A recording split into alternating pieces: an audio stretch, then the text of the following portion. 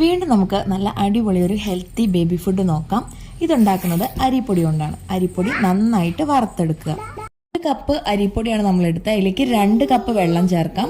ഇനി നമുക്ക് പഞ്ചസാര അല്ലെങ്കിൽ പനങ്കൽക്കണ്ടം 2 ഏലക്ക ചേർത്ത് പൊടിച്ചെടുക്കുക. അത് നമുക്ക് ഈ വെള്ളത്തിലേക്ക് മിക്സ് ചെയ്യാം. ഒന്ന് അരിച്ചെടുക്കുന്നത് നല്ലതാണ്.